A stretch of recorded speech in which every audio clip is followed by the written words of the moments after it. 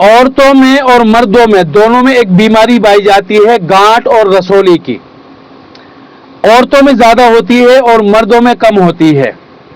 یہ گانٹ اور رسولی کبھی تو خطرناک ہوتی ہے اور کبھی یہ خطرناک نہیں ہوتی، بے ضرر ہوتی ہے، ان کا کوئی نقصان نہیں ہوتا. سب سے پہلے تو میں بات بتلا دوں کہ گانٹ اور رسولی میں فرق ہوتا ہے. گانٹ تو ایک پانی کی تھیلی ہے جو نرم ہوتی ہے اور دبانے پر زیادہ درد نہیں ہوتا، ربڑ کی طرح نرم ہوتی ہے.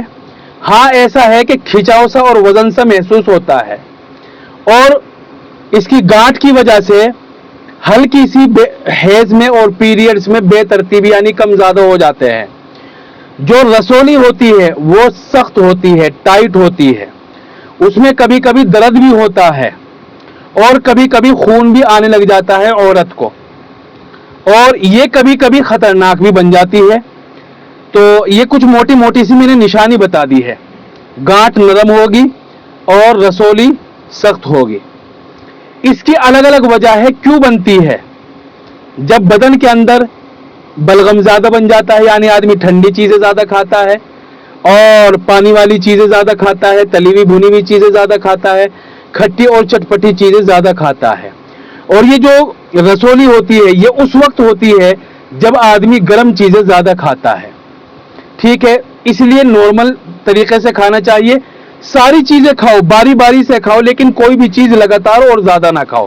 انشاءاللہ ساری چیزیں نارمل رہے گی. اب میں جو دوا بتانے والا ہوں وہ کسی بھی طرح کی گانٹ اور رسولی کو ختم کر دے گا انشاءاللہ. اتنی زبردست چیز بتانے والا ہوں. چاہے گانٹ ہو اور چاہے رسولی ہو، دونوں ہی طرح میں کام کرے گا. چاہے بچے دانی میں ہو، بچے دانی سے باہر ہو، چہرے پر ہو، ہاتھ پر ہو، پیٹ پر ہو، کمر پہ ہو، کہیں بھی ہو، انشاءاللہ یہ ختم کر دے گا. 2 کپ پانی لے لو، 1 چمچ تو ڈال لو اس میں اجوائن، اور اس میں ڈال لو گڑ. گڑ کتنا ڈالنا ہے؟ جتنا آپ کو ٹیسٹ چاہیے. اب 2 کپ پانی میں ڈال کر اس کو اتنا پکاؤ کہ یہ پک کر 1 کپ رہ جائے. چھان کر اب چائے کی طرح پی لو. ٹھیک ہے، یہ ایک ٹائم کب بتایا ہے میں نے؟ 2 ٹائم پینا ہے، صبح کو اور شام کو.